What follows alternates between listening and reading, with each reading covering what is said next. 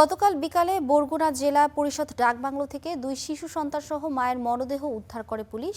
কিভাবে তাদের মৃত্যু হয়েছে সে বিষয়ে এখনো কোনো নিশ্চিত তথ্য দিতে পারেনি পুলিশ। আরও জানাতে আমাদের সাথে সরাসরি যুক্ত হচ্ছেন নুরুল আহাদ অনিক। অনেক মৃত্যুর ঘটনায় কেউ কি গ্রেপ্তার হয়েছে এখনো? পুলিশ কি বলছে?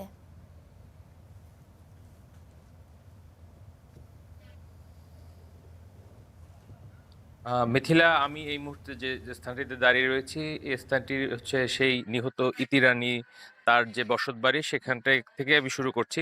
আমি যদি বলি, এখন পর্যন্ত আমরা যতদূর জানতে পেরেছি, পুলিশ প্রাথমিকভাবে ধারণা করছে এই ইতি রানী এবং তার যে 2 সন্তান, এরা আসলে এখন পর্যন্ত তাদের যে সিসিটিভি ক্যামেরার পর্যালোচনা ছিল, সেখানে এখন পর্যন্ত কোনো কাউকে সন্দেহভাজন তারা পায়নি এবং তারা নিজ ইচ্ছেই ডাকবাংলোতে কাজের জন্য গিয়েছিল এবং সেখানে 2টি কক্ষে তাদের 2 বা 3 জনের মরদেহ কিন্তু পাওয়া গিয়েছিল।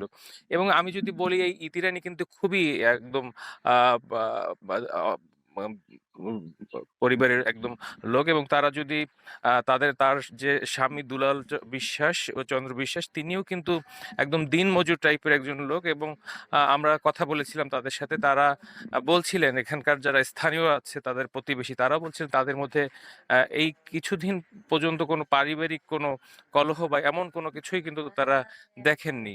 কিন্তু এখানে কিন্তু আসলে একটি পরিবারের 3 জনের মৃত্যুতে কিন্তু আমরা দেখছি যে শোকের ছায়া নেমে এসছে এবং এখানে সবাই তাদের পাড়া প্রতিবেশী থেকে শুরু করে আত্মীয়স্বজন সবাই কিন্তু বারবার কান্নায় ভেঙে পড়ছেন।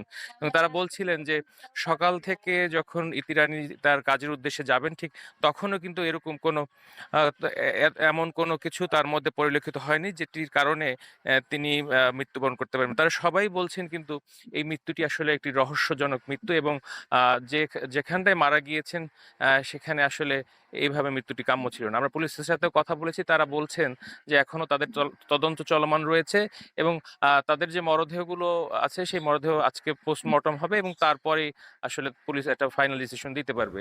এই ছিল বরগুনা থেকে আমার কাছে সব শেষ। মিথিলা। ধন্যবাদ অনিক।